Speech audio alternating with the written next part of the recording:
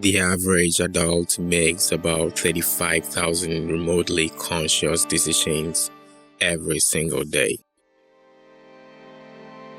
And out of these 35,000 decisions made daily,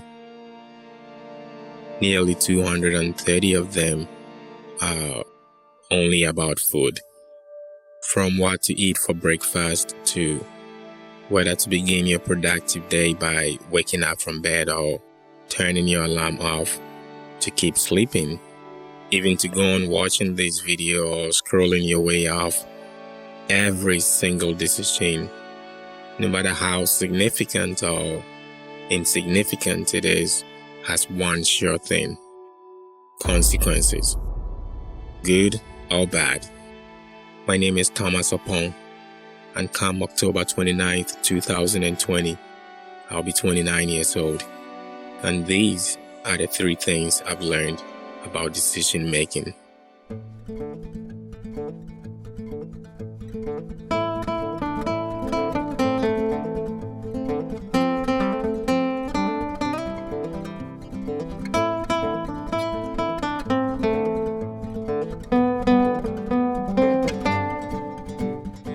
One, the essence of decision-making is in the power of the humankind's ability to make choices, and not so much in making the most perfect and flawless decisions.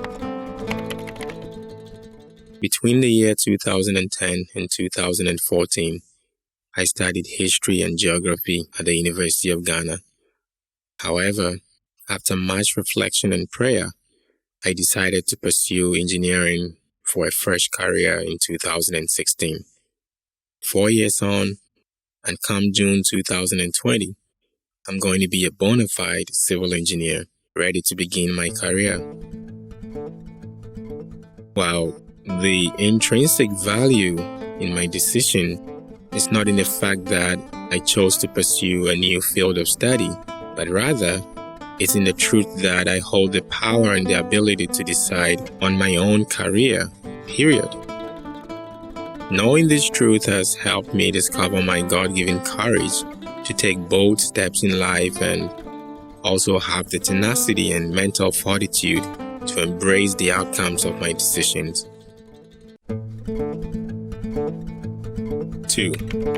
My fears of or about making a decision are signs of greater fears I have about myself.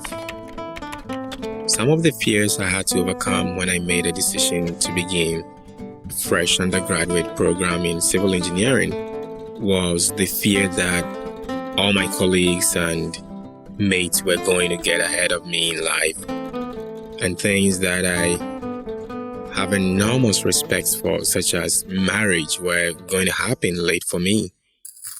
These fears, as legitimate as they seemed, had almost nothing to do with the actual decision that was before me, that is, begin a new career path or not.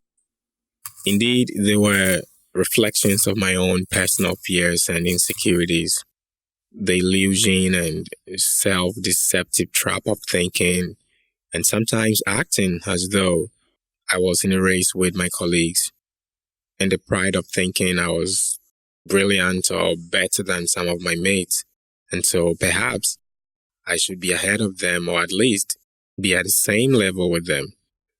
I believe these are fears we can all relate to, and to be able to overcome them, we must know who we are, both the good in us and the ugly side about us, where our fears and weaknesses and insecurities and evil nature exist.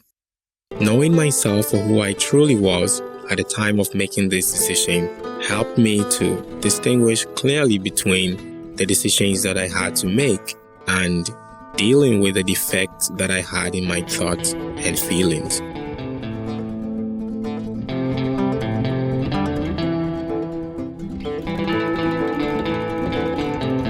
3.